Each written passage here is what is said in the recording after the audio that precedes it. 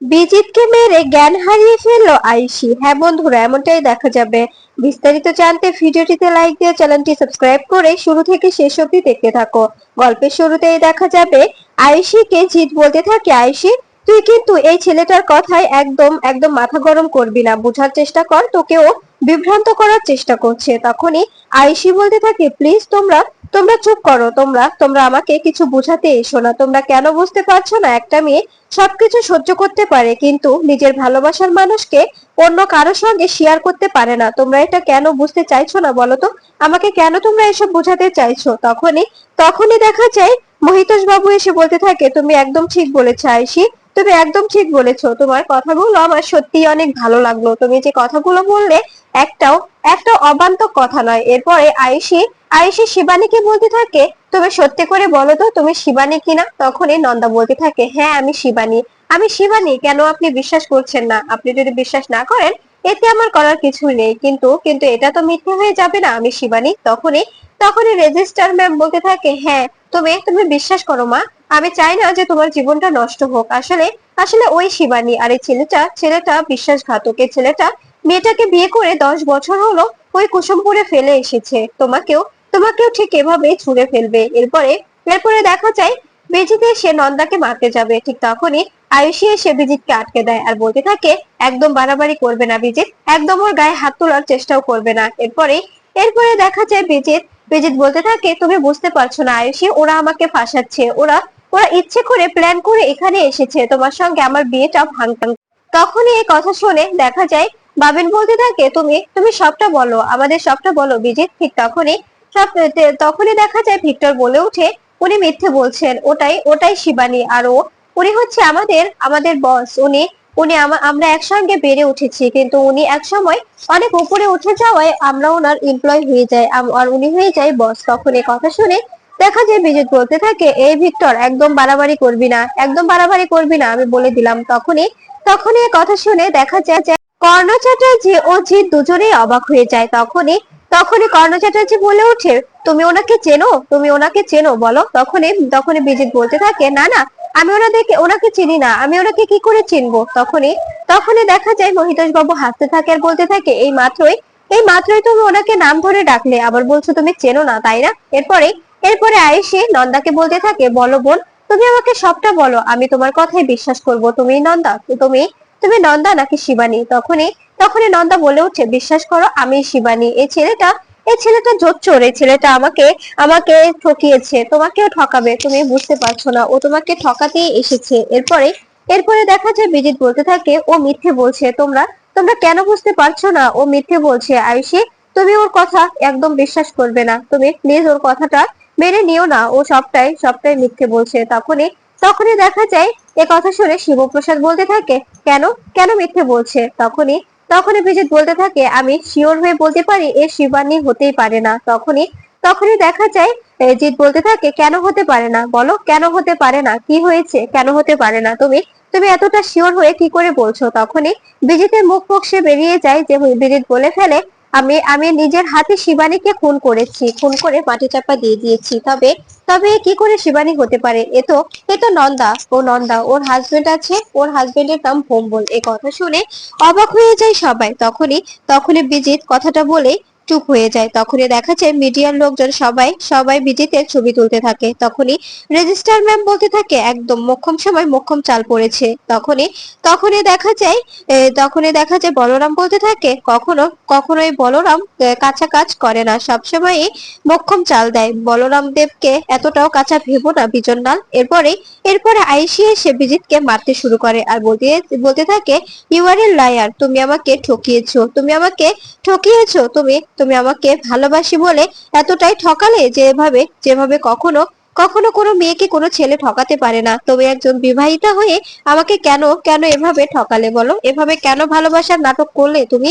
এরপরে এরপরে দেখা যায় শিবপ্রসাদ এসে বিজিতের কলার চেপে ধরে আর বলতে থাকে, এবার এবার তুই নিজের মুখে স্বীকার করলি যে আমার বোনকে তুই মেরেছিস। কেন কেন বলতি না বল? এটার জন্যই তোকে আমি এখানে এখানে এই নাটকটা করলাম। আর আসলে আসলে ও নন্দা, ও শিবানী নয়। আমার বোনকে এই ছেলেটা মেরে মাটি চাপা দিয়ে বড্ড আদরের বোন ছিল আমার, একটা মাত্র ছোট বোন ছিল বলরাম। তুই ওই জিনিসটা নিয়ে আয়।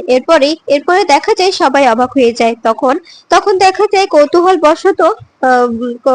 বশত বাবিন বলতে থাকে ও আবার কি করতে চাইছে। ঠিক তখনই তখনই বলরাম শিবানীর অস্থি দিয়ে এসে শিবপ্রসাদের হাতে দিলে তখন শিবপ্রসাদ অস্থি হাতে বলতে থাকে আমি আমি এখনো আমার বোনের অস্থি বিসর্জন দিতে পারিনি। আমি আমার বোনকে প্রতিজ্ঞা করেছিলাম যে আমি আমি ওই ছেলেটাকে যতক্ষণ না শাস্তি দেব ততক্ষণ আমি তোর অস্থি বিসর্জন দেব না। আজকে আজকে আমি ওকে শাস্তি দিয়েছি, তাই আমি ওর অস্থি আমি বিসর্জন দিয়ে দেব, এখন দিয়ে দেব। আমার বোনটা অনেক কষ্ট পেয়েছে, এত বছর হলো ও গুমড়ে গুমড়ে মরেছে। এবার এবার ও শান্তি পাবে। ওকে ওকে এবার আমি শান্তি দেব। এরপরে নন্দা নন্দা সবকিছু বলতে থাকে। আয়ুষী বলতে থাকে তুমি তুমি যা যা জানো সবটাই বলো। এরপরে নন্দা নন্দা বলতে শুরু করে, শুরু থেকে শেষ অবধি যা যা ঘটেছিল সবটাই নন্দা বলতে শুরু করে। কি করে শিবানীকে মেরেছিল বিজিত, কি করে মাটিতে চাপা দিয়ে দিয়েছিল, এমন নৃশংসভাবে মেরেছিল। এ কথা শুনে অবাক হয়ে যায় পুরো মুখার্জি পরিবার। তখনই দেখা যায় নন্দা বলতে থাকে এই লোকটা এতটাই হিংস্র যে মেয়েটাকে কুপিয়ে কুপিয়ে মেরেছিল। এ কথা শুনে আয়ুষী আয়ুষী পুরো অবাক হয়ে যায়। আয়ুষী বলতে থাকে ছি বিজিত, তুমি এতটা জঘন্য। এই বলে গলা থেকে মালাটা ছিঁড়ে ফেলে দেয় আর বলতে থাকে আমি তোমাকে কখনোই ক্ষমা করব না, কখনোই ক্ষমা করব না। তুমি তুমি যেভাবে আমাকে ঠকিয়েছো, এই ঠকানোটা ঠকানো বলে না। তোমার এই ঠকানোটা আমি কিছুতেই মেনে নিতে পারবো না, আমি তোমাকে কিছুতেই ছাড়বো না। এই বলে বিজিতকে মারতে শুরু করে। বিজিতকে মারতে মারতে একদম অস্থির করে তুলে। তখনই নন্দিনী এসে আয়ুষীকে জড়িয়ে ধরে আর বলতে থাকে প্লিজ আয়ুষী, এরকম পাগলামো করিস না, ওর শাস্তি হবে। ও যদি সত্যি যে এরকম কিছু করে থাকে ওর শাস্তি 100% হবে। বোন তুই এভাবে এভাবে উত্তেজিত হয়ে নিজের শরীরটাকে খারাপ করিস না। এরপরে দেখা যায় আয়ুষী আয়ুষী মায়ার মায়ার কাছ থেকে রিভলভার কেড়ে নেয় আর কি রিভলভার কেড়ে নিয়ে উপরে ফায়ার করে আর বলতে থাকে আমি আমি এখানেই শুট করে দেব, আমি এখানে এই ছেলেটাকে শুট করে দেব। ও আমাকে ঠকিয়েছে, ও বিবাহিত হয়ে আমাকে আমাকে ঠকিয়েছে। ও বলেছে ও আমাকে ভালোবাসে, আমি আমি ওকে ভালোবেসেছিলাম, কিন্তু ও ভালোবেসে আমাকে ঠকালো। এটা আমি কিছুতেই মেনে নেব না। আমি এখানে শুট করে দেব। এই বলে দেখা যায় আয়ুষী বিজিতের দিকে রিভলভার তাক করে। তখনই সবাই মিলে আয়ুষীর থেকে রিভলভারটা কেড়ে নেয় আর আয়ুষীকে বোঝাতে থাকে এরকম পাগলামো করে নিজের হাতে কোন রকম কোনো অপরাধমূলক কাজ করিস না। এরপরে দেখা যায় আয়ুষীর মাথাটা ঘুরে যায়। ঠিক তখনই আয়ুষী মাটিতে লুটিয়ে পড়ে। এটা দেখে চিৎকার করে ওঠে ত্রিপর্ণা। ত্রিপর্ণা বলতে থাকে আমার মেয়েটার কি হলো, আমার মেয়েটাকে বাঁচাও প্লিজ, আমার মেয়েটাকে বাঁচাও তোমরা, আমার মেয়েটা একদম শেষ হয়ে গেল। আর তখনই দেখা যায় দীপালি ও প্রাচীকে বলতে থাকে তোমরা আমার মেয়েকে একদম ছোবে না, তোমাদের কারণে আমার মেয়ের আজকে এই দশা। তোমরা তোমরা ইচ্ছে করে আমার মেয়েটাকে এরকম করে অপমানিত করেছো। আমার মেয়েটার যদি কিছু হয়ে যায় আমি কাউকে ছাড়বো না, আমি সবার নামে কেস করে দেব। এরপরে দেখা যায় আয়ুষীকে সেখান থেকে নিয়ে যাওয়া হয়। তখনই বিজিত বলতে থাকে আমি আমি এখন কি করব, চারপাশ থেকে আমি আটকে গেছি। এরপরে পরশুরাম বিজিতের সামনে এসে বলতে থাকে এবার এবার তোকে আমি উত্তম মাধ্যম দেব। কি ভেবেছিলি তুই এভাবে পার পেয়ে যাবি? কিছুতেই নয়। এবার এবার তোকে এমন শিক্ষা দেব না আমি, তুই কখনো কখনো কোনো মেয়েকে নিয়ে এরকম নোংরা খেলা খেলতে পারবি না। কি মিসেস মিস মিস নন্দিনী? তখন দেখা যায় নন্দিনী বলতে থাকে তুমি আমার সঙ্গে এভাবে কথা বলতে পারো না। তখনই শিবপ্রসাদ বলতে থাকে অ্যাডভোকেট নন্দিনী মুখার্জি আপনার সঙ্গে কিভাবে কথা বলবো, এভাবেই তো কথা বলতে হবে আপনার সঙ্গে। আপনি আপনি এবার এবার দেখি কি করে এই বিজিতকে বাঁচান। এবার কোর্টে দেখা হবে, কোর্টে গিয়ে সবটা সবটা প্রমাণ হবে, কথাটা মাথায় রাখবেন। এরপরে শিবপ্রসাদ মহিতোষ বাবুকে বলতে থাকে স্যার আমাকে আমাকে 2 মিনিট সময় দেবেন, আমার 2 মিনিট সময়ের খুব প্রয়োজন। এরপরে কবির বলতে থাকে তুমি তুমি কি করতে চাইছো, তুমি 2 মিনিটে কি করবে বলো। তখনই দেখা যায় শিবপ্রসাদ বলতে থাকে 2 মিনিট, এই 2 মিনিট এখানে কেউ থাকবে না, এখানে কেউ এগিয়ে আসবে না, আমার পুরো টিম রিভলভার হাতে দাঁড়িয়ে আছে। এখানে যে এগিয়ে আসবে তাকে শুট করে দেওয়া হবে। এই 2 মিনিট শুধু আমার। এখানে এখানে একজন একজন দাদা এসেছে, দাদার এই 2 মিনিট শুধুমাত্র একজন দাদা তার বোনের বিরুদ্ধে হওয়া প্রতিশোধের। তখনই কথা শুনে সবাই অবাক হয়ে যায়। তখনই দেখা যায় স্যার বলতে থাকে হ্যাঁ পরশুরাম তুমি নিজের কাজটা শুরু করো, একদম একদম একদম চিন্তা করবে না, তুমি 2 মিনিট নিশ্চিন্তে নিজের করে নাও, আমরা কেউ তোমাকে বাধা দেব না। এরপরে দেখা যায় স্যার কাউন্ট শুরু করলে তখনই তখনই শিবপ্রসাদ বিজিতকে মারতে শুরু করে। এটা দেখে অবাক হয়ে যায় সবাই, কিন্তু কেউ কোনোভাবে আটকাতে পারে না, কারণ চারপাশটা রিভলভারে ঘেরা। তখন তখন দেখা যায় শিবপ্রসাদ বলতে থাকে, কেউ এগোনোর চেষ্টাও করবে না, কেউ এগোতে এলে তাকে কিন্তু শুট করে দেওয়া হবে। এরপরে দেখা যায় শিবপ্রসাদ মারছে। তখন তখন সৌরভ বলতে থাকে, ছেলেটা পাগল হয়ে গেছে, এ বুঝতে পারছে না কি করছে। এ তো ছেলেটাকে মেরে ফেলবে, বিজিতকে যেভাবে মারছে এ তো মেরে ফেলবে, বুঝতে পারছি না কি করে ওকে বাঁচাবো। এরপরে দেখা যায় শিবপ্রসাদ বিজিতকে বেধড়ক মারতে থাকে আর বলতে থাকে, তুই তুই আবুধাবিতে, মুম্বাই সব জায়গাতে একটা একটা করে বউ রেখেছিস, তোর এত কেন মেয়ে লাগে? এত বউ দিয়ে তুই কি করিস বল?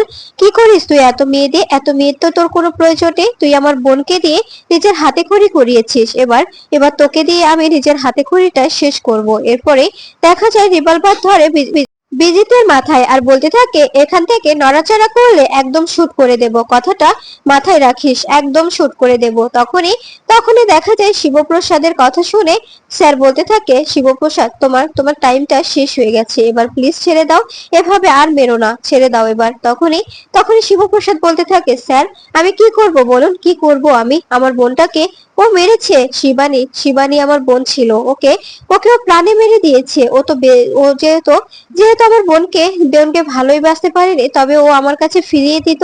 একটা একটা সাধারণ গরিব ঘরের মেয়ে ছিল, ওকে কেন কেন এভাবে নৃশংসভাবে মেরেছে? ওর থেকে জিজ্ঞাসা করুন, আমার বোনটা খুব সহজ সরল ছিল, কিন্তু ও কেন কেন এভাবে আমার বোনকে মারলো? তখন তখন দেখা যায় এই বলে শিবপ্রসাদ পাগলামো শুরু করে, সব ফুল সবকিছু ছিঁড়ে ছিটকে ফেলে দিতে থাকে। তখনই তখনই দেখা যায় মায়া বলতে থাকে, প্লিজ বস, পাগলামো করো না এরকম করে, প্লিজ পাগলামো করো না এরকম করে, তুমি কি করছো? নিজেকে সামলাও, এরকম করে নিজেকে ভুল এভাবে ঝামেলায় জড়িও না, প্লিজ, তুমি তুমি নিজেকে সামলাও। তখনই বলরাম বলতে থাকে, তুই এভাবে এভাবে সিক্রেট করলে কি করে হবে বল? এরপরে স্যার বলতে থাকে, ওকে ওকে তুলে নিয়ে ডিপার্টমেন্টে নিয়ে এসো। তখনই বলরাম বলতে থাকে, ওর যা অবস্থা, ওকে তো মনে হচ্ছে স্ট্রেচারে তুলতে হবে। তখনই স্যার বলতে থাকে, ওকে ওকে হেঁটেই যেতে হবে, কোনো স্ট্রেচারের প্রয়োজন নেই। এরপরে দেখা যায় কর্ণ চ্যাটার্জি বলতে থাকে, আমি আমি বুঝতে পারছি না এখন কি করব।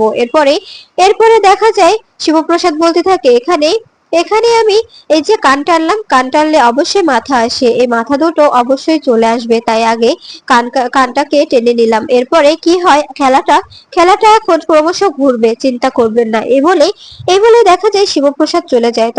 তখনই দেখা যায় কর্ণ চ্যাটার্জি জিতকে বলতে থাকে, একদম একদম ভাববেন না, কান্না করবেন না, কিন্তু আমরা আমরা যে করে হোক নিজেদের রক্ষা করব, আমাদের এভাবে ভেঙে পড়লে হবে না। ও কি বলে গেল শুনতে পেলেন? এই বলে কর্ণ চ্যাটার্জি আরাধ্যা ও কাবিরকে নিয়ে বাড়ি চলে আসে। তখনই আরাধ্যা বলতে থাকে, বাবা আপনি এভাবে কেন চলে এলেন? এখন তো আমার পরিবারের আপনাকে অনেক প্রয়োজন, ওরা তো ভেঙে পড়বে, তাই না?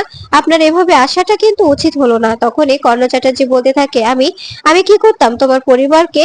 আমার আর সহ্য হচ্ছে না। তোমাকে যদি আমার ছেলেটা ভালো না বাসতো না, আমি তোমাকে কবে ও বাড়িতে রেখে আমার ছেলের অন্যথা আবার বিয়ে দিতাম। তোমার পরিবারের সঙ্গে আমার আর সম্পর্ক রাখতে ইচ্ছে করছে না, মনে হচ্ছে তোমার পরিবারের সঙ্গে সমস্ত সম্পর্ক এখন চুকিয়ে দিই, এখন আর এসব আমার সহ্যই হচ্ছে না। এরপরে দেখা যায় এই বলে তখন তখন আরাধ্যা বলতে থাকে, বাবা আপনি এসব কি বলছেন? তখনই কর্ণ চ্যাটার্জি বলতে থাকে, হ্যাঁ আমি যা বলছি একদম ঠিক বলছি। ঠিক তখনই দেখা যায় অন্ধকারের মধ্যে থেকে একটি মেয়ে কথা বলতে শুরু করে। এটা দেখে অবাক হয়ে যায় কর্ণ চ্যাটার্জি। তখনই দেখা যায় ওখান থেকে একটি একটি ল্যাপটপে সুধারানীর ছবি দেখানো হয় আর বলতে থাকে, এনাকে কি চিনতে পারছেন? ইনি হচ্ছেন সুধারানী দাস। এনাকে এনাকে আপনি খুব ভালো করেই চেনেন, এনার ব্যাপারে সব খবরই আপনার কাছে আছে। ওনার ওনার পরিবারে কজন আছে, ওনার মাইনে কত, সবকিছুই আপনি খুব ভালো করেই জানেন। আর এই মেয়েটা, এটা হচ্ছে তানিশা গাঙ্গুলি, আর এটা হচ্ছে শ্রীহান গাঙ্গুলি। এদের এদের ব্যাপারেও আপনি খুব ভালো করেই জানেন। কিছুদিন আগে এদের সঙ্গে একটা একটা বড় অন্যায় করেছেন আপনি। সবকিছু আপনার দ্বারাতেই হয়েছে, তাই না? আরো আছে, এটা এটা তো শুধু শুরু, এখন তো আরো আরো বাকি আছে। এবার তো খেলা শুরু হবে, এবার খেলাটা পুরোটাই ঘুরে যাবে। তোমরা কি ভেবেছো এভাবে এভাবে সবটা শেষ করে দিলে সবটা ক্লিয়ার হয়ে যাবে? কিছুতেই হবে না। এভাবে এভাবে কিছু শেষ হতে পারে না। আমরা আমরা নিজেরাও কিন্তু অনেকটাই খেলোয়াড়। তোমরা কি ভেবেছো তোমরা শুধু নিজেরাই খেলতে জানো, আমরা কেউ খেলতে জানি না? এরপরে দেখা যায় কর্ণ চ্যাটার্জি বলতে থাকে, তুমি কে? এভাবে এভাবে আড়াল থেকে কথা বলছো কেন? এরপরে এরপরে দেখা যায় তখন আরেকটা ছবি দেখানো হয়। সেটা থাকে হচ্ছে টিফিন ক্যারিয়ারের একটি একটি বিল। সেটা দেখে অবাক হয়ে যায় কর্ণ চ্যাটার্জি। কর্ণ চ্যাটার্জি বলতে থাকে, সব আপনি কোথায় পেলেন? এভাবে এভাবে সবটা কেন আমাকে দেখাচ্ছেন? তখনই তখনই দেখা যায় তটিনী বলতে থাকে, এটা এটা আপনারা আপনারা খেলেছেন, তাই তাই সবটা আপনাকেই তো দেখানো হচ্ছে। আপনাকেই তো এবার জেলে পুরতে হবে, তাই না? এবার তো ভিজিট লাহিড়ে ঢুকেছে, একে একে একে একে সবাইকেই ঢুকতে হবে। কথায় আছে না, কান টানলে মাথা আসে। এই বলে দেখা যায় তটিনীর সামনে এলে অবাক হয়ে যায় কর্ণ চ্যাটার্জি। কর্ণ চ্যাটার্জি বলতে থাকে, তুমি এখানে? তুমি তো জেল কাস্টাডিতে ছিলে। তখনই তটিনী হাসতে থাকে আর বলতে থাকে যে, আমি জেল কাস্টাডিতে ছিলাম? তখনই মহিতোষ বাবু এসে বলতে থাকে, সবটাই সাজানো। আপনারা যেভাবে সাজিয়েছেন আমরাও ঠিক সেভাবে সাজিয়েছি। কেন কেন আপনারা কি ভেবেছেন এভাবে আমাদের একজন অফিসারকে আপনারা ফাঁসিয়ে দেবেন? সেটা কি এত সহজেই আমরা মেনে নেব? কখনোই না। এটা এটা এতটাও সহজ খেলা নয় যে আপনি এভাবে সাজিয়ে সবটা সবটা পন্ডল করে দেবেন। এরপরে দেখা যায় তখন তখন পরশুরাম বেরিয়ে এসে বলতে থাকে, আপনারা আপনারা এবার ফেঁসে গেছেন, এবার আপনারা আটকে গেছেন, এবার আর কোনোভাবে এখান থেকে বেরোনো সম্ভব না। তখন এ কথা শুনে দেখা যায় কাবির বলতে থাকে, ড্যাডি এসব কি হচ্ছে? আমি তো কিছুই বুঝতে পারছি না। এবার কি হবে? সবটাই তো ফাঁস হয়ে গেল। এরপরে দেখা যায় পরশুরামকে ডেকে নিয়ে আসে বলরাম। সেখানে নিয়ে এসে ল্যাপটপের সামনে বসিয়ে বলতে থাকে, দেখ তো এই ভিডিওটা দেখ। এরপরে পরশুরাম বলতে থাকে, এসব কি? এটা তো নন্দিনী মুখার্জি। তখনই দেখা যায় বলরাম বলতে থাকে, নন্দিনী মুখার্জির পাশে দেখ, ওপাশ হয়ে একটি মেয়ে দাঁড়িয়ে আছে, তাকে দেখ। তাকে দেখলেই বুঝতে পারবি, তুই তুই সবটা সবটা বুঝতে পারবি। এরপরে দেখা যায় শিবপ্রসাদের নজর পড়ে তটিনীর ওপর। তখনই তটিনী ঘুরে দাঁড়ালে অবাক হয়ে যায় শিবপ্রসাদ। শিবপ্রসাদ বলতে থাকে, তটিনী কেউ তবে আমাদের সঙ্গে বেইমানি করলো?